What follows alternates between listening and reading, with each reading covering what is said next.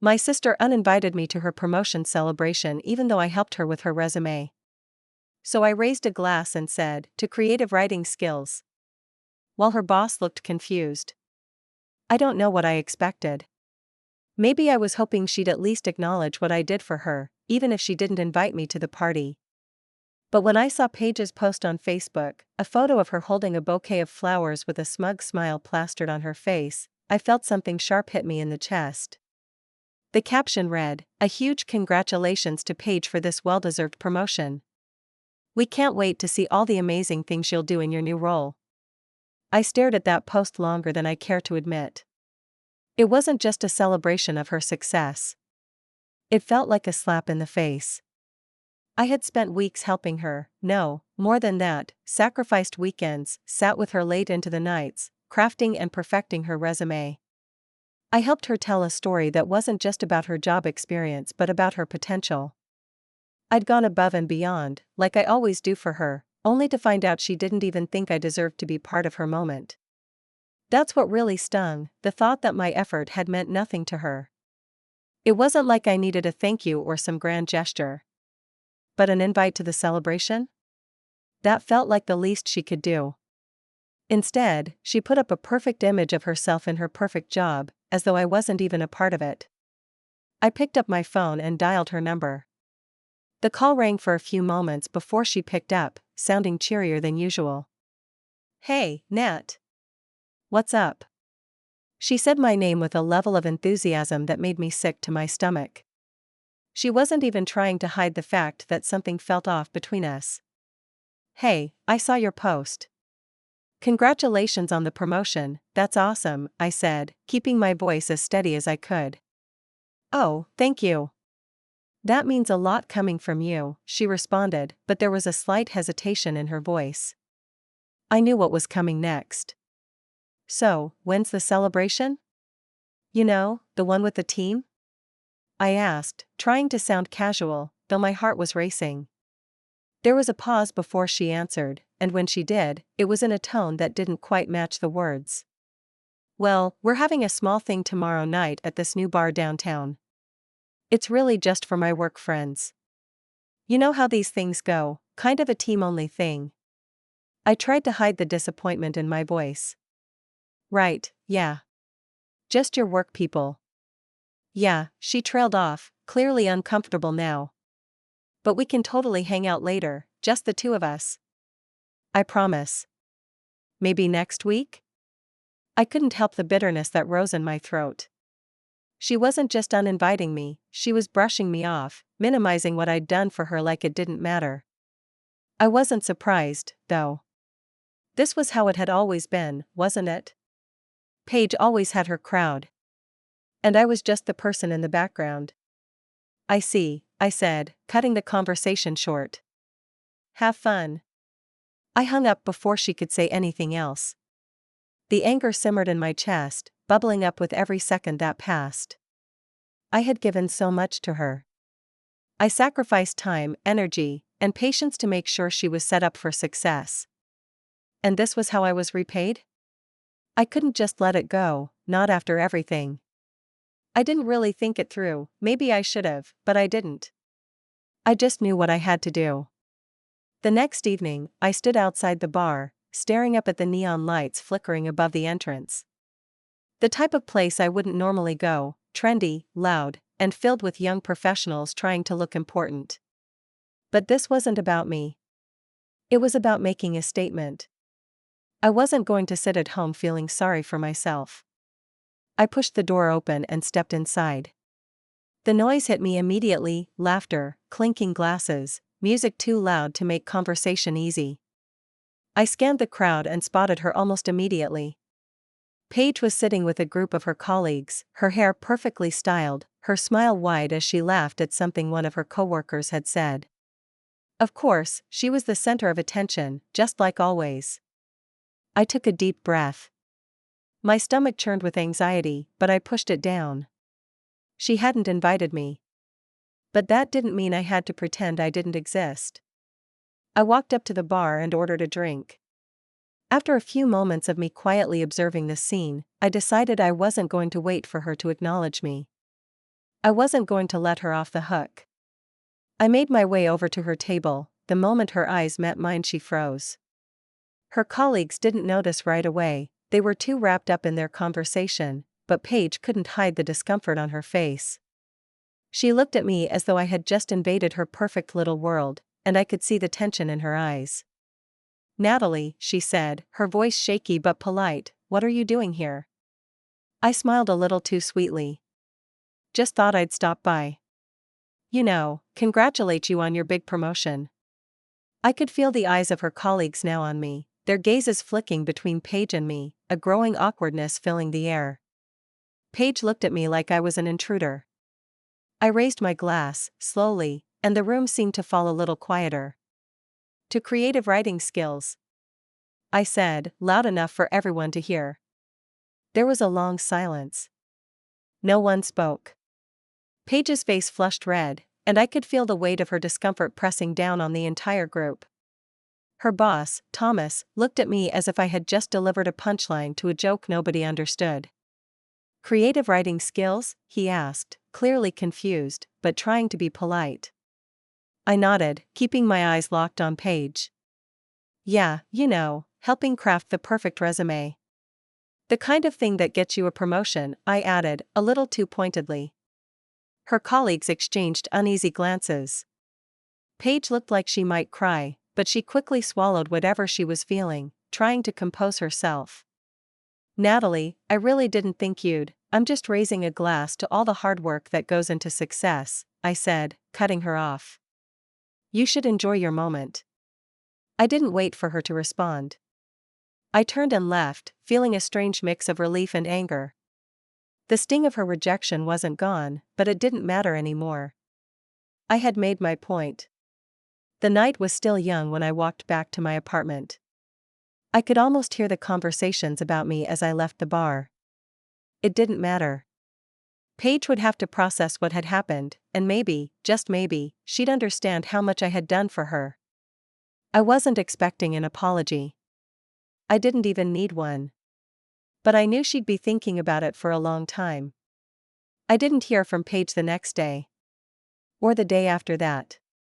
It wasn't like I was sitting by the phone waiting for her to apologize, but part of me had hoped she'd at least reach out to acknowledge what had happened. Instead, it was like I didn't exist.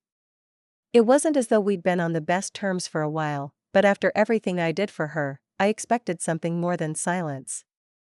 The resentment I had been carrying for years, quiet, like a simmering pot on the back burner, was finally boiling over. I found myself thinking back to everything I had done for her. Not just recently, but over the years. How many times had I helped her out of tough spots? How many hours had I spent listening to her vent about her life, her relationships, her career struggles? I had always been there for her, even when it meant sacrificing my own time, my own needs. Growing up, it was always the same. Paige had this magnetic personality, everyone loved her. She was funny, smart, and always the center of attention. I was more reserved, more quiet, more of a background character. There was nothing wrong with that, of course. I had my own strengths. But for years, it felt like everything I did was just expected. My parents never said it outright, but they always seemed to gravitate toward Paige. Her success, her charm, her energy, it was like I was the supporting act in the drama that was her life. Maybe I resented it. Maybe I resented that she could do no wrong, and I was always the one who had to be the responsible one. Maybe it wasn't just this moment, maybe it was the culmination of everything I had ever felt growing up. I didn't know for sure, but it all came rushing back when I saw her act like I was invisible in front of her colleagues. Days turned into weeks, and still nothing. I'd run into Paige's friends at work, or at the grocery store, or around town, and they'd ask if everything was okay between us. I'd lie and say everything was fine, but it wasn't. Not anymore. I started keeping to myself more. I worked longer hours at my job just to avoid dealing with the fallout of what had happened. I stopped checking social media so often, her posts were too much of a reminder of everything I wasn't a part of. One night, about 3 weeks after the incident at the bar, I got a message from Paige. It was a simple text, and the words were short, almost rehearsed. Can we talk? At first, I didn't respond. The anger still simmered beneath the surface. I didn't want to open myself up to her again, only to be shut down. But I knew she was reaching out, and that in itself meant something. So, I swallowed my pride and agreed. We met at a small coffee shop a few blocks from my apartment. Paige was already sitting at a table when I walked in, her hair pulled back in a messy ponytail, her face lacking its usual layer of polish. She was dressed casually, but there was an air of discomfort around her. "Hey," I said, sitting down opposite her. I didn't smile. I wasn't sure I could. "Hey, Nat," she said softly, looking at me for a moment before her gaze dropped to the table. I don't really know how to start this." I raised an eyebrow. "I'm not sure there's a good way to start it." Paige exhaled sharply, like she had been holding her breath for days. "I'm sorry for what happened at the bar. I shouldn't have treated you like that. You were right to be upset." I nodded slowly, trying to suppress the rush of emotions that were threatening to spill over. I don't understand why you didn't invite me. After everything I did for you." "I know," she said, finally looking up at me. "I didn't mean to hurt you. I thought it would just be a work thing, and I didn't want to make it weird. You know, with my boss and everyone else there. I should have handled it better. I see that now." It was the first time in a long time that I felt like she was actually acknowledging my feelings. But even as I listened to her words, a part of me couldn't shake the feeling that she still didn't get it. She still didn't understand the depth of the hurt. It wasn't just about the party. It was about years of feeling secondary in her life. "I don't think you get it, Paige," I said, my voice quiet but firm. "It's not just about the party. It's about how I've always been there for you, no matter what, and you never really seem to see it. You take me for granted." Paige's face flushed with guilt, but she didn't say anything. The silence between us stretched out, thick with unspoken words. "I'm sorry for that," she said finally, her voice soft. "I've always taken you for granted, haven't I? I don't know why I do that. You've always been there for me, and I guess I never saw it as something that mattered. I was so caught up in my own world, in my own success, that I forgot that you were a part of it too." It felt like a breakthrough, but at the same time, it felt incomplete. "It's not just that, Paige," I said, my voice trembling now. "It's the fact that when I needed you the most, you weren't there. You were so wrapped up in your own life that you didn't even see me struggling. And when you finally did see me, I was just a background character in your story. I'm not some sidekick, Paige. I'm your sister. I've always been your sister." She looked like she was about to say something, but the words caught in her throat. Instead, she just nodded, eyes glistening with tears she was trying to hold back. "I know," she whispered, "and I don't want to be that person anymore. I don't want to keep pushing you aside. I've messed up, Nat. I've been selfish. And I know I can't just undo everything, but I want to try." I didn't know how to respond to that. I wanted to forgive her, but I also wanted to be angry. I wanted to hold on to the resentment that had been building for years. I wanted to make her feel the weight of the hurt she'd caused me. But then I remembered something that had kept me going all these years. My sister's success, her life, and everything she had wasn't mine to carry. It never had been. And it was up to me to figure out what I wanted from her, what kind of relationship we could have moving forward. If we could have one at all. "I don't know what comes next for us, Paige," I said, my voice quieter now. "But I can't pretend that things are okay when they're not. I need time to figure this out." She nodded, her gaze softening. "I get it.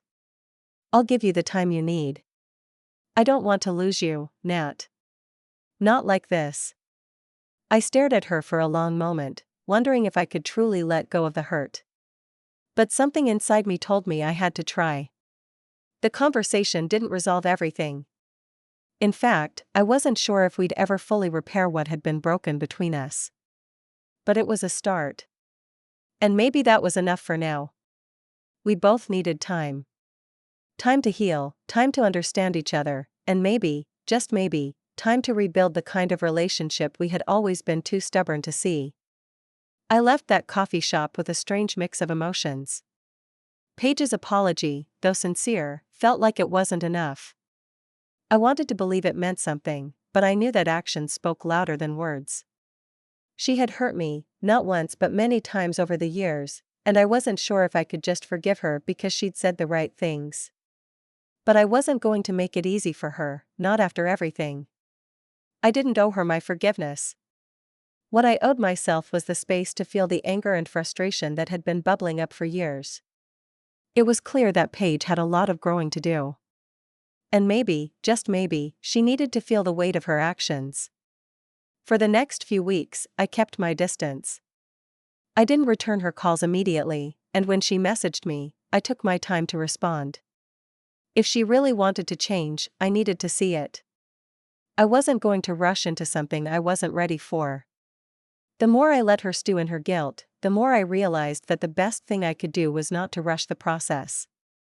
She had to work for my trust, and I wasn't going to make it easy. I spent those weeks focusing on myself. I took up new hobbies, went back to therapy, and reconnected with old friends I had neglected during my marriage. I remembered who I was before I became the helpful older sister to Paige. And for the first time in a long while, I started to feel like me again, not just a shadow of her life. Then, one afternoon, something happened that shifted everything into place. I ran into Paige's boss, Thomas, at a cafe downtown. We didn't know each other personally, but I'd seen him around during the office parties and events. He recognized me right away, and after a brief exchange, we ended up sitting together for a coffee. Over the course of our conversation, I learned something that would change everything. Thomas wasn't just a neutral boss in Paige's life. He had been the one who really pushed for Paige's promotion, not because of her skills, though she was good, but because of something more personal.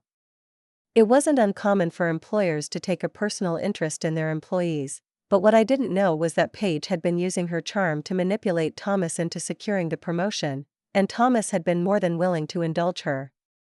The conversation took an interesting turn when I casually mentioned my help with Paige's resume. He raised an eyebrow. "You helped her with her resume?" Thomas asked, a bit taken aback. "Well, that's interesting."